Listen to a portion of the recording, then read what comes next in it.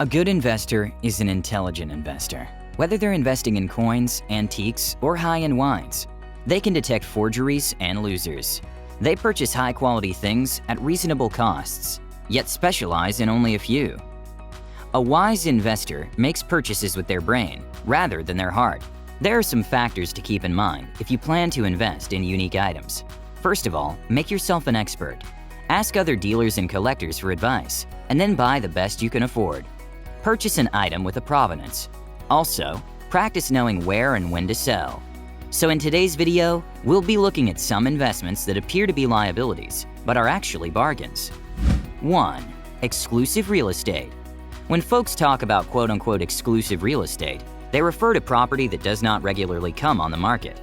And these properties could be anything from palaces to historic structures. To wealthy investors, they're pleased as long as it retains its value. When this kind of real estate hits the market, it's bound to get a lot of interest. Buying a 17th century cottage, for example, is an example of an exclusive real estate transaction that does not have to be expensive. 2. Property rentals. Renting out property appears to be a straightforward process. Simply purchase a house or apartment building and rent out the rooms to renters for a small fee. With a rental property, the rental checks pour in like gangbusters while you sip piña coladas and earn passive money each month. So I'm pretty sure this sounds fantastic to you, but it's also a gross oversimplification. In fact, renting out property is not as straightforward as you would think. That's because, as the owner, you're accountable for all aspects of the building you're renting out. Repairs, maintenance, and hunting down renters who don't pay their rent are all part of the job.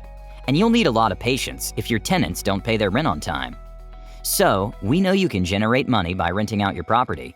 You can also make money with sites such as Airbnb, where you can simply rent out a spare room in your home, rather than purchasing a separate apartment unit. So sign up for the platform and start taking advantage of short-term rentals.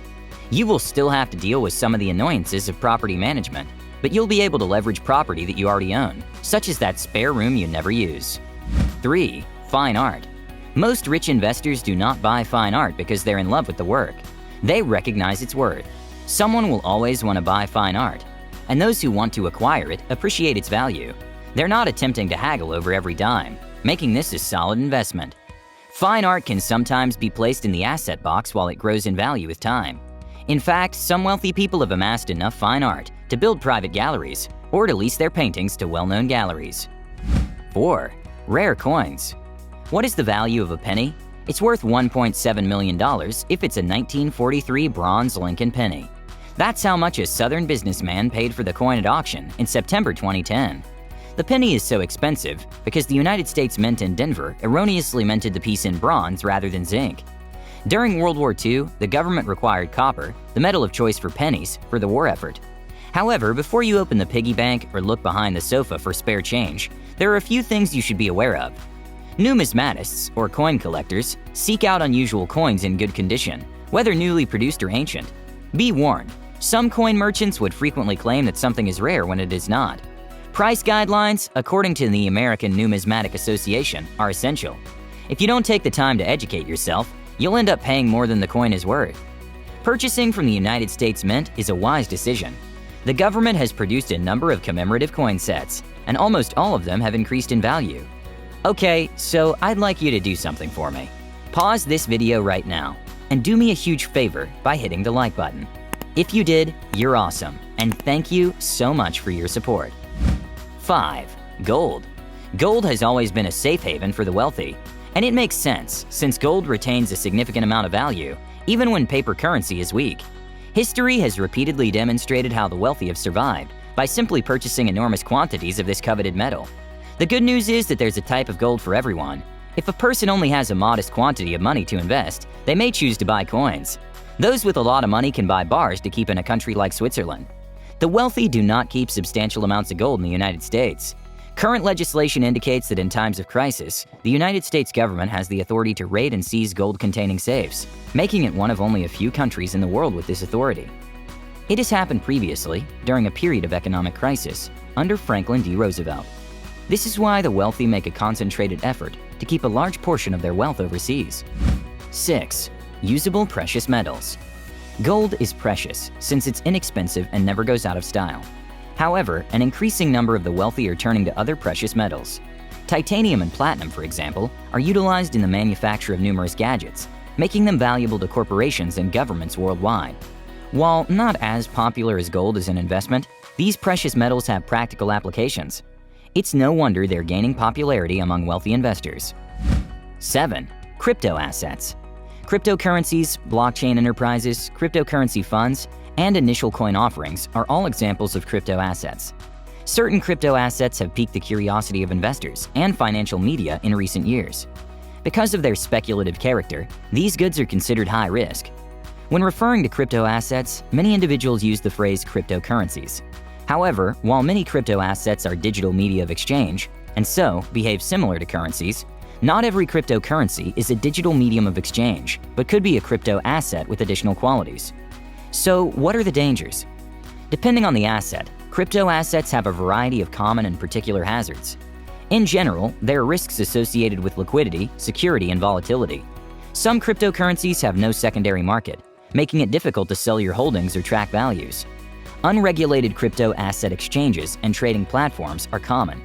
Key investor safeguards may be missing from these trading platforms and exchanges, such as secure management of client funds, asset storage, personal information security, pre-trade disclosures, and safeguards against market manipulation and other harmful behaviors. Changes are constant in the crypto asset industry, and values can fluctuate with no warning or news communicated to investors. Because of the digital nature of this sort of investment, it has an international reach, which can make it difficult for investors to obtain adequate information, connect with the issuer, or seek assistance from a securities regulator. With crypto, and just about any asset, there's no such thing as a guaranteed return on investment. You could lose your entire investment, so keep that in mind. 8. Peer-to-peer lending. Peer-to-peer lending is a relatively new source of income. You and other lenders act as a bank to someone wishing to borrow money through peer-to-peer lending. The borrower repays the principal plus interest, much like a bank loan. You may be wondering why someone would not simply borrow from a bank. This is due to a variety of factors. In many circumstances, however, the borrower may have a low credit score. Borrowing from banks may thus be prohibitively expensive. It is vital to remember that as a result, peer-to-peer lending can be quite dangerous. If you have a high risk tolerance, this could be a terrific option. However, if you want more security, you should look into other options first. Sophie and Lending Club are two popular peer-to-peer lending websites. 9. Classic cars. Jay Leno and Jerry Seinfeld are both collectors. Both entertainers have a passion for classic cars. Their collections are worth millions of dollars. So cars in general are not smart investments. Classic automobiles, on the other hand, are unique. The scarcity of a car has a significant impact on its value. For example, a common 1967 Mustang may be bought for a few $1,000s, but a much rarer 1969 Shelby can be bought for $185,000. According to experts, vintage automobiles have outperformed markets in recent years. Trying to figure out how much a classic car is worth isn't an exact science. Automobiles with high initial values, such as Ferrari and Rolls-Royce, tend to appreciate more than cars with low initial values. Furthermore, the more original parts a car has, the more valuable the vehicle is. Repairing body damage and refinishing the car in its original factory color will increase its value. 10. Toys. Investing in toys is not for the faint of heart. For nostalgic reasons, many people invest in games, dolls, and other toys. Older toys never seem to go out of style. Stuffed bears manufactured by Germany's Margaret Steiff, for example, are the creme de la creme of the plush world. An approximately 1905 16-inch Steiff Cinnamon Bear can fetch up to $10,000. It's important to remember what's popular today might not be popular tomorrow. Think Beanie Babies. Keep up with current events. Explore antique stores, flea markets, and tag sales. When you come across a toy, maintain it in its original box or container, because the condition is crucial. Toys that have been chipped, broken, or used are less valuable than the same toy in immaculate condition. Attend auctions and become familiar with your market. Last but not least, don't play with your toys. Keep them out of harm's way. 11. Comic books. Let's hope your comic books didn't get thrown out with the baseball cards. If your mom did, let's hope there wasn't a Superman #1 in the mix. You could have been a millionaire if there had been. A mint edition of Action Comics #1, which featured Superman's debut, sold at auction for $1.5 million in March 2010. The comic was in excellent condition. It had been hidden inside a cinema magazine for 50 years. Why are comic books such an excellent investment? Back in the day, youngsters read comic books and either threw them away or shared them with a friend. Only a few survived. People began to place a monetary value on comic books as time went by. Condition and scarcity have a significant impact on the comic book market. Missing pages, loose centerfolds, and other flaws, as well as poor page quality, will reduce the value of a comic book. Comic books that include the initial debut of a popular character and comic books with key stories are expensive. Whatever mix of income-producing assets you choose, keep in mind that there are numerous ways to succeed when it comes to investing. It's not about choosing the greatest assets in the game, but rather the ones that will work best for your situation. If there's one thing I've learned, it's that two reasonable persons can have quite different investment plans and both be correct. That being said, I wish you the best of success on your financial path, and thank you for taking the time to watch this video. Before you go, remember to subscribe to the channel right now and leave a like for that YouTube algorithm. Thank you for watching, and see you in the next one.